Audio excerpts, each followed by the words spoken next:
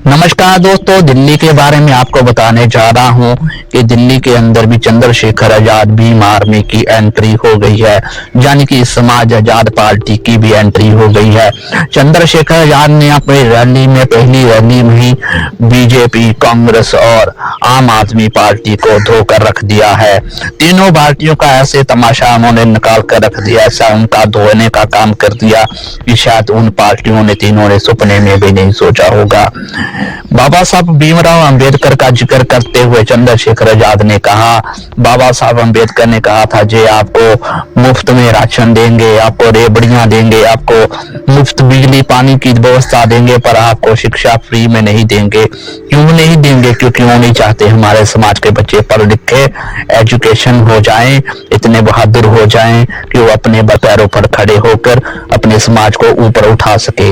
इसलिए वो शिक्षा फ्री नहीं देंगे, पर आपको मुफ्त की रेवड़ियां जरूर दे देंगे। चंद्रशेखर आजाद ने कहा कि बाबा साहब गमछा पहन लेने से, नीला पटका कोई पहन लेने से बाबा साहब अम्बेडकर का वो हकदार नहीं हो जाता है। बाबा साहब भीमराव का अम्बेडकर हकदार यदि कोई है तो वो है आजाद समाज पार्टी और भीम आर्मी।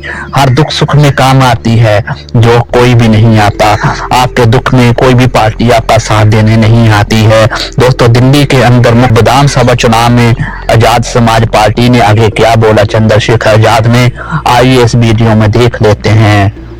जिन्होंने हमारी बस्तियां नहीं देखी, जिन्होंने हमारी परेशानियां नहीं देखी, हमारे घर नहीं देखे, हमारी तकलीफें नहीं देखी, हमारा भूखा पेट नहीं देखा, हमें गटर में उतरते नहीं देखा, हमें मार खाते नहीं देखा, हमें गटर में मरते नहीं देखा, 7,000, 12,000, 11,000 में अपने बच्चों को पालते नहीं देखा, जिन्होंने हमें हमारी रोटियों को नहीं देखा, जिन्होंने हमारे खाली बर्तनों को नहीं देखा, तो मैंने कहा नीला पटका पहन के तो बहुत लोग आएंगे, जय भीम का नारा भी बहुत लोग लगाएंगे, लेकिन जब आपको जरूरत होगी और आपकी तरफ आंख उठेगी और आपके अधिकारों पे हमला होगा, तो सिर्फ भीम आर्मी और आजाद समाज पार्टी आएगा। वही असली नीले वाला है, वही असली नीले को आगे बढ़ाने वाला है। इतनी शक्ति का निर्माण आज आपने पूरे भारत में कर लिया है कि आपकी एक आवाज को सोचना पड़ता है। जो बाबा साहब अम्बेडकर कहते थे आपको बिजली फ्री दे देंगे, पानी फ्री दे देंगे, रोटी अनाज दे देंगे, लेकिन आपके बच्चों को एजुकेशन नहीं देंगे, क्योंकि एजुकेशन सवाल को जन्म देती है। और जिस दिन आपके बच्चों को शिक्षा का अधिकार मिल गया और मुफ्त शिक्षा मिल गई और गुणवत्तापूर्ण शिक्षा मिल गई, आप याद रखना, आपका रास्ता कोई नहीं रोक सकता।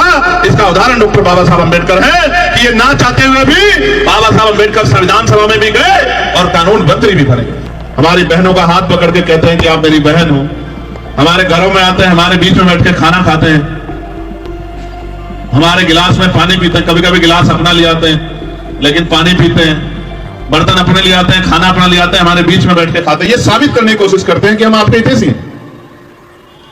लेकिन जब आप पे जुल्म होता है, जब आपके अधिकार छीनते हैं, जब आप कहते हो कि ठेका नहीं होना चाहिए, संविदा नहीं होनी चाहिए, पक्की नौकरी होनी चाहिए जो संविधान कहता है, समान काम समान वेतन होना चाहिए, तो तब वो सब लोग कोरोना काल में मुख्यमंत्री जी ने घोषणा की कि हर कोरोना वॉरियर को 1 करोड़ रुपए मिलेगा। क्यों? यही थी घोषणा।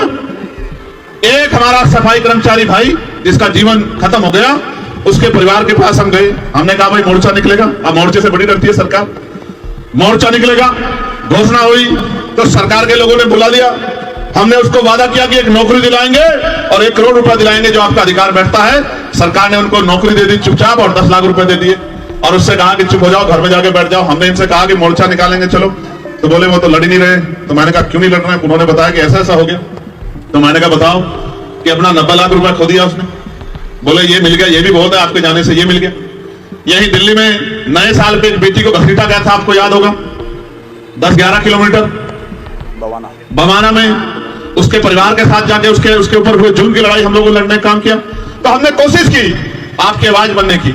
अब आप कोशिश करो हमें ताकत देने की। अगर आपने ये कोशिश कर ली, वहां खड़े हैं, मैं जिम्मेदारी से कह रहा हूं, अगर आपने ये कोशिश कर ली और अगर आपने एक मौका बड़े पैमाने पे नहीं छोटे पैमाने पे भी आजाद समाज पार्टी को दे दिया, भीम आर्मी को दे दिया, तो आप याद रखना, जब मैं अपने यहाँ चुनाव लड़ रहा था मुझसे कहते थे क्या करेगा अकेला चंद्रशेखर, तो मैंने कहा था कि डॉक्टर अम्बेडकर भी अकेले थे, माननीय काशीराम साहब भी अकेले थे और चंद्रशेखर भी अकेला। एक मौका मिलने दे तो बताऊंगा पार्लियामेंट में, अगर इस नीले पटके वाले ने अपनी अलग पहचान न बनाई तब आप कहना।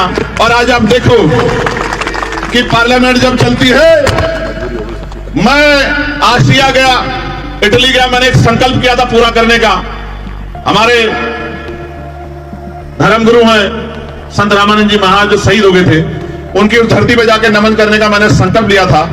मैं वहां गया, वहां की बहनों माओ से मिला, सोच रहा था क्या जानती होगी मुझे, तो बोलती है कि भाई हम अपने फोन में संसद टीवी देखते रहते हैं कि कब हमारा भाई पार्लियामेंट में हमारे लिए बोले। आप ये बताओ, आप भी सुनते होंगे और बहुत सारे लोग तो ये कहते हैं कि हमने पार्लियामेंट टीवी को इसीलिए यूट्यूब पे सब्सक्राइब किया कि हमारा भाई वहां बोलता है हम उसको सुनते हैं। आप ये देखो, भोजन माता, आशा, आंगनबाड़ी, सफाई कर्मचारी, ठेके पे कर्मचारी, सरकारी कर्मचारी, दिल्ली सिविल डिफेंस वाले, कोई ऐसा पुलिस के लोग, दिल्ली पुलिस हो चाहे देश की पुलिस हो, उनके मॉडर्नाइजेशन की बात, होमगार्ड की, ग्राम के चौकीदार की, सब लोगों की बात, नौजवानों की बात, रोजगार की बात, महंगाई पे मार की बात जो जनता पे पड़ रही है, सारी आवाज हमने पार्लियामेंट में उठाने का काम किया। और आज ये हालत है कि कल तक कोई जो जय भीम नहीं बोलता था, इस जब मैं पार्लियामेंट में जाता हूं तो ऐसा लगता है सारे जय भीम वाले हो गए, इधर वाले भी और उधर वाले भी। एक दिन तो मैं गया, अभी एक विवाद हुआ, तो मैं गया तो वहां के कर्मचारी आए मेरे पास, महेंद्र बेटा कुछ लिख रहा था, बोले आज तो आपकी पार्टी के बहुत सारे सांसद आए हैं। तो मैंने कहा कि यार अभी तो चुनाव भी नहीं हुआ, सांसद कहां से बन गए बहुत सारे? तो बोले बहुत सारे लोग नीला पटका पहन के घूम रहे हैं। तो मैंने कहा नीला पटका पहन के तो बहुत लोग आएंगे, जय भीम का नारा भी बहुत लोग लगाएंगे, लेकिन जब आपको जरूरत होगी और आपकी तरफ आंख उठेगी और आपके अधिकारों पर हमला होगा तो सिर्फ भीम आर्मी और आजाद समाज पार्टी आएगा। वही असली नीले वाला है, वही असली नीले को आगे बढ़ाने वाला है। तो मैं बस आपसे कहना चाहता हूं, अब तक आपने सबको मौका दिया, सबका हाथ पकड़ा, सबको आगे बढ़ाया, सबकी आवाज आप बने, सब पे भरोसा किया। एक मौका आपको हमारे इन काम करने वाले साथियों को भी देना चाहिए। और अगर आपने एक मौका इनको दे दिया, मैं आपको लिख के देता हूं कि ना फिर आपको किसी और झंडे की जरूरत पड़ेगी, ना डंडे की जरूरत पड़ेगी, ना नेता की जरूरत पड़ेगी, क्योंकि नेता मां के पेट से जन्म नहीं लेते, नेता संघर्ष से पैदा होते हैं। और भीम आर्मी ने संघर्ष करके। दोस्तों, आपको वीडियो अच्छा लगा तो वीडियो को ज्यादा से ज्यादा शेयर करना, अपने दोस्तों मित्रों के साथ इस वीडियो को ज्यादा से ज्यादा शेयर करना और चैनल को सब्सक्राइब कर लेना। दोस्तों, बहुत मेहनत से वीडियो बनाता हूं, अपना सहयोग, अपना आशीर्वाद मुझे देते रहें। आपका धन्यवाद।